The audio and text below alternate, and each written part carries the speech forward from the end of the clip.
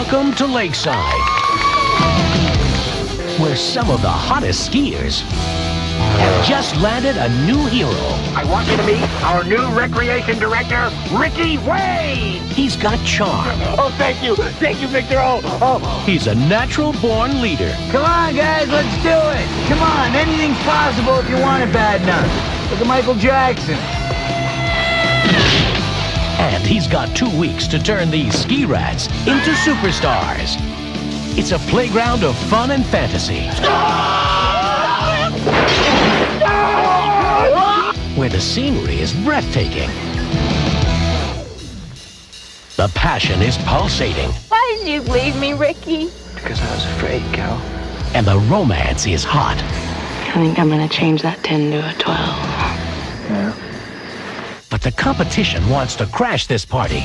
Are you going to put up or shut up? And they'll stop at nothing to get what they want. If you don't mind. All right, these girls are gonna look like Smurfs. Now, Kelly, it's a race for survival. give me my skis. Meatballs 4 to the rescue. Hey there, welcome back to another video. This time around, it is my review of the 1992 comedy sequel, Meatballs 4. Now, before getting around to sharing more of my thoughts on this film, I want to give a special shout out to Brock for requesting this review. And if there is another film, TV show, or topic you would like to see me discuss in the future, feel free to donate to my PayPal. The link will be in the video description down below. Now, Meatballs 4 is one of those sequels that isn't really a sequel. It was just made a part of a existing franchise in order to get a few more eyes on it and to boost sales when it comes to rentals. It really was not intended to be a Meatball sequel. In fact, it was originally called Happy Campers, and it was something else entirely. And funny enough, the film's star, Corey Feldman, only signed on to do this movie because it was initially a much more serious and different kind of film. Like, it still had a lot of the goofy, silly humor and some of the really dumb stuff, but it also had a lot of other things that were a lot more serious, a lot more straight, so to speak, instead of just wonky and just goofiness. And it became more of a goofy film once the studio, I think, that was behind financing it wound up deciding to sell it as a film for the rental market or for cable under the title Meatballs 4. And since Corey was already under contract, he couldn't back out. So it's really unfortunate that you didn't actually see the fully realized vision of the film that the filmmakers and the original screenwriter had intended. I don't think it would have been a gem or a classic by any means, but I think it definitely would have had the potential to be better than what this ultimately was. That being said, I didn't hate this movie. This isn't a rant for a reason, because other than the fact that it wasn't really that funny, and it was full of cliches, and it was incredibly predictable, and the storyline was pretty tired, and been there, done that,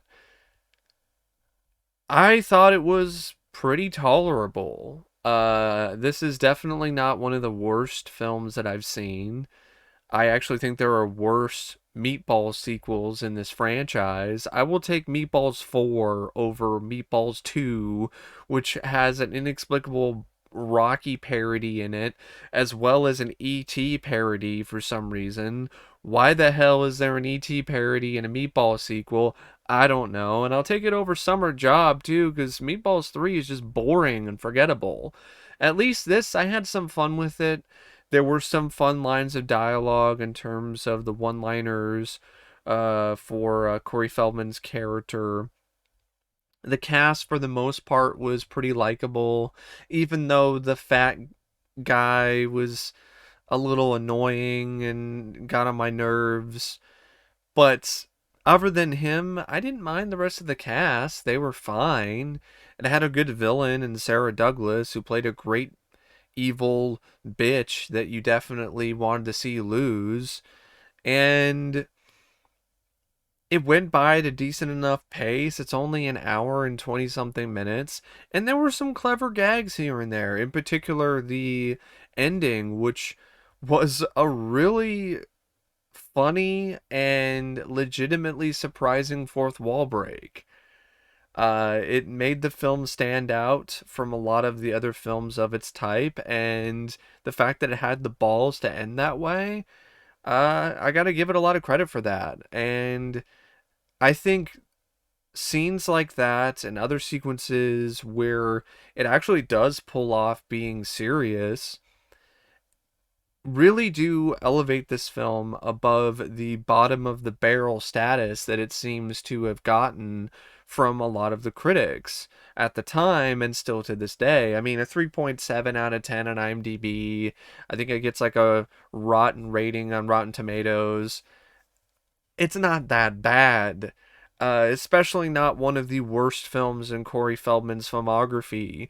I really feel that people who rated this as one of the worst Corey Feldman movies haven't seen absolute dog shit like Lucky Fritz. But I'm not going to sit here and defend the film. I know it kind of seems like that, but trust me, I'm not. If you're not a fan of this movie, I get it. It's not really what I would call a good movie. It's a lame film. It's ultimately one of those movies to watch once and then forget about it a day later. But it's not one of those movies, though, that really pissed me off. It was tolerable. It was moderately entertaining. It's directed by Bob Logan, who apparently also wrote the film. I've heard some mixed things about Bob Logan from people who worked on the movie. Some say he was fine. Other people say he was a pain in the ass to deal with. I don't know what the true story is. I wasn't there. His direction, though, it's serviceable. For this kind of film, it's nothing really that impressive, but for a low-budget summer camp comedy, you could do worse. I think he handled a lot of the shots that were a little bit more ambitious in terms of the jet ski stunts rather well, and there was a certain amount of energy to the direction that I did appreciate. It's nothing that's going to be on the top of your list, but it's not really anything that's that bad either, and I don't think the direction was really that problematic when it comes to the overall film. The writing, on the other hand, it is incredibly tired and really predictable. The kind of thing where, oh, the underdog story about the down on their luck camp who hasn't won a tournament, and they win a tournament, and then by the end of the film, when they have to win the tournament in order to save the camp, of course they do it. They tried to change things up by having them win the first match with the rival team early on, and I do give them some credit for that. But at the same time, that only goes so far, because you know they're still going to win in the end, and that's exactly what they do. They win with Corey Feldman doing the trick that no other water skier has ever been able to do, except for the guy who runs the camp now, once a long time ago. So it's just one of those things where you know where it's going before it goes there. And so it makes it kind of dull at times. The comedy, there are some fun one-liners, but there's not a ton of them. Like, there's some one-liners that'll make you chuckle, but it's not like it's loaded with those moments. There's a fun moment where Corey Feldman, his character, Ricky, does an impromptu Michael Jackson dance at a party because, you know, it's Corey Feldman. He's got to show off his moves. And, you know, I know he's just copying Michael Jackson, but he's actually a pretty good dancer. He definitely has a much better talent for dancing than I do, that's for sure. And you could tell that he was having fun with it. And ultimately, I had fun watching him do his thing in that sequence.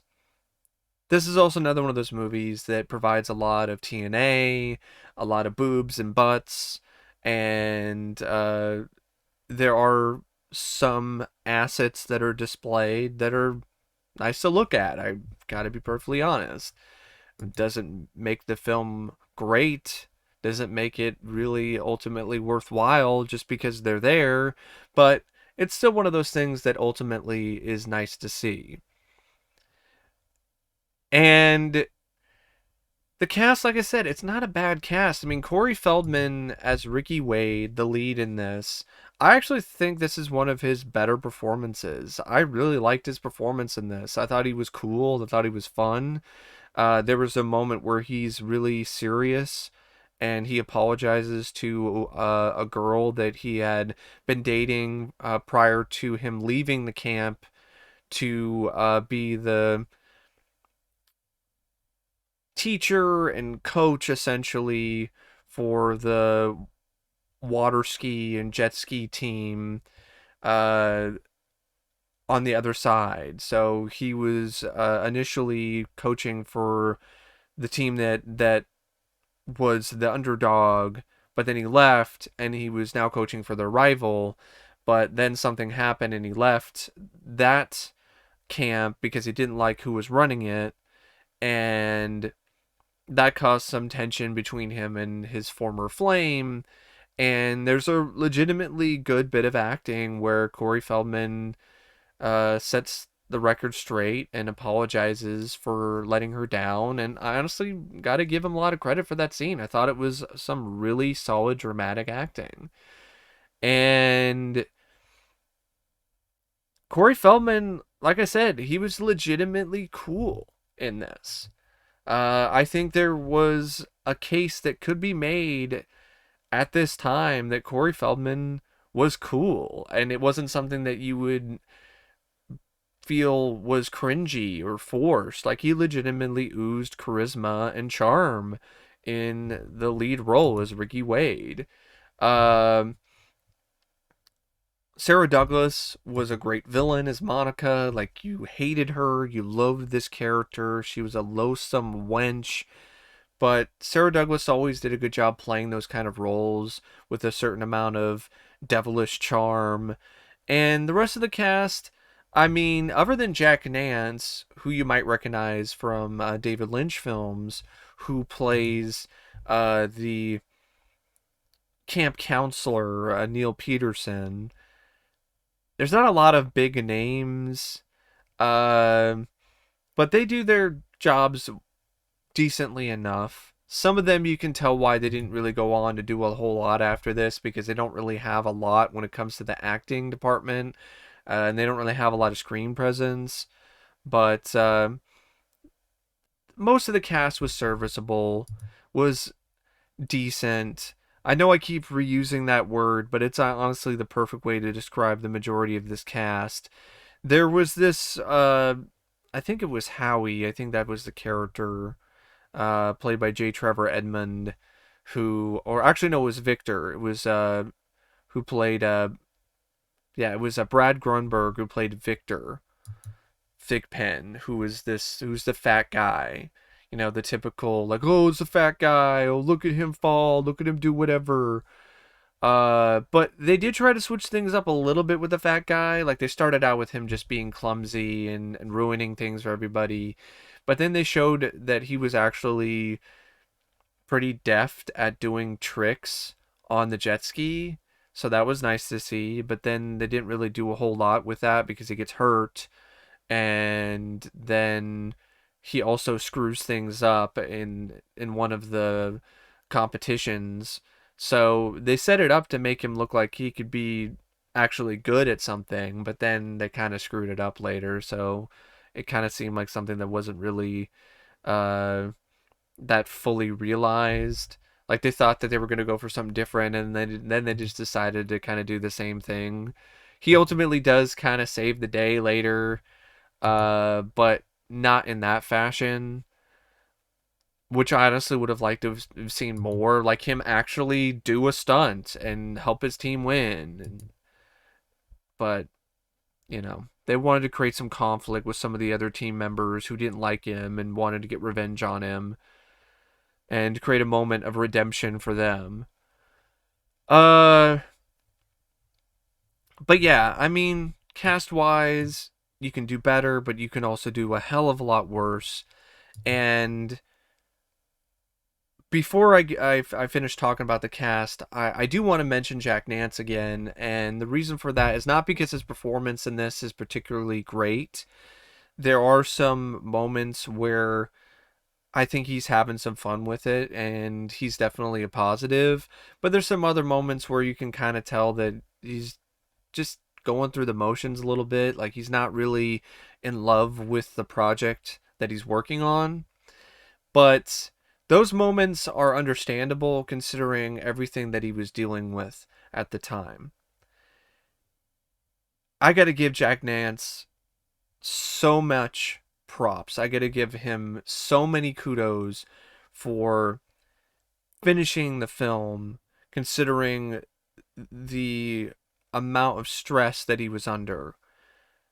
Because while the film was shooting, he got a phone call from his then wife, and she was telling him that she was going to kill herself. And she told him, like, if you get off the line, I'm going to do it. I'm going to kill myself. And he was just trying to get her to come off the ledge. And there was a cruel twist of fate where the power went out and the phone line went dead. So he was unable to keep talking to her, to keep trying to get her to not kill herself. And sadly, because of that phone line going dead, she ultimately did it. He found out on the set from, I think, police or fire who came over, and they told him that she didn't make it, that she killed herself.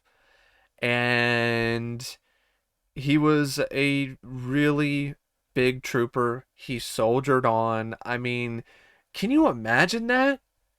Can you imagine the amount of stress that would cause someone? You couldn't blame him if he would just say, nope, I'm done.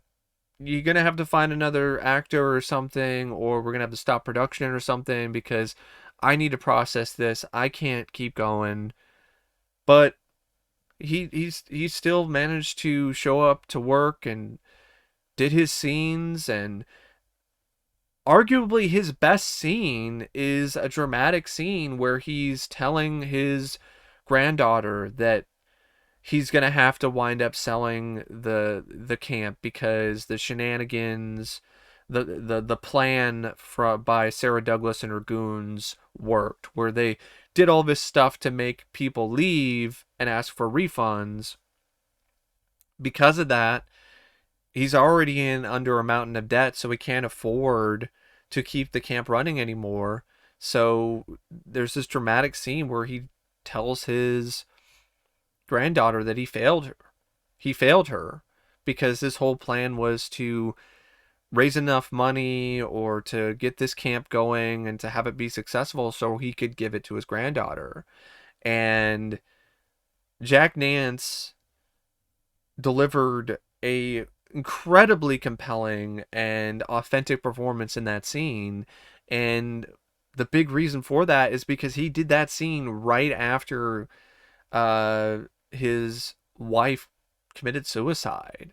So that was a moment of catharsis for him emotionally. And I just got to give him all the props in the world for dealing with that amount of stress and that tragedy while he was shooting Meatballs 4 of all things. I mean, he easily could have just been like, nope. But no, he kept on going, and you got to give him a lot of props for that. Even if it's not one of his best performances in his career, you still have to give him kudos because of the fact that there's just a lot of things involved with that would have broken a lot of other actors. They would have just been like, no, I can't handle this. And sadly, Jack Nance, he had a back and forth battle with alcohol. And I think after Meatballs 4, he ultimately fell back off the wagon, and it eventually killed him because he got so drunk and so caught up in alcoholism that it just ultimately killed him, which is really tragic and sad in itself. But it's just one of those things that you cannot talk about this movie without mentioning that, because I feel it would just be a massive disservice to Jack Nance and his memory and so on to not talk about everything that he dealt with while he was shooting this film. And ultimately, that's probably the most interesting thing about the movie, sadly, is the tragedy of Jack Nance's wife's suicide while Jack was shooting scenes for the film. I know it's crazy that such a lighthearted romp of a movie has such a dark, tragic, real life tragedy attached to it. The film features some cinematography by Vance Burberry. It's adequate enough, especially during the stunt sequences. The editing by Peter H. Verity, it's verifiable, I guess. There's not a lot of variety, but it's there. The music by Steve Hunter, I wasn't really big on it. I actually liked the songs that were in the film more than the music, than the film score. It was pretty generic, pretty one note. And like I said, it goes by at a decent enough pace. It's only 84 minutes long. Yeah, you kind of know where it's gonna go, and things are pretty much paint by numbers, but you have some fun with it. And I legitimately really like the ending of this movie. It's one of the most clever fourth wall breaks I can think of outside of Ferris Bueller's Day Off or Deadpool. I mean, what other movie can you think of that ends with the film's main character going in for a kiss, and the girl who's supposed to be this main flame for him, this main girlfriend, she just turns him away and tells him, you know what, I don't think this movie star thing is gonna work. It's just like, Corey, I don't think this movie star thing is gonna work. And then he's like, what? And then she just walks off the set, and then he turns to the camera and he's like, I was in Goonies. I love that. I thought that was hilarious and a really clever, genuinely memorable way to end the movie. But anyway, I don't know what else to say about Meatballs 4, except if you like Corey Feldman, I would recommend giving it a watch at least once, because he's quite good in this for what he's asked to do. And also to give it a watch for Jack Nance, just to see a performance that, while it's not the best and it is rough around the edges, you get to see an actor who is dealing with the ultimate stress and finds a way to push through. But yeah, that's my thoughts on Meatballs 4. As always, thanks for watching, and I'll see you later. See ya.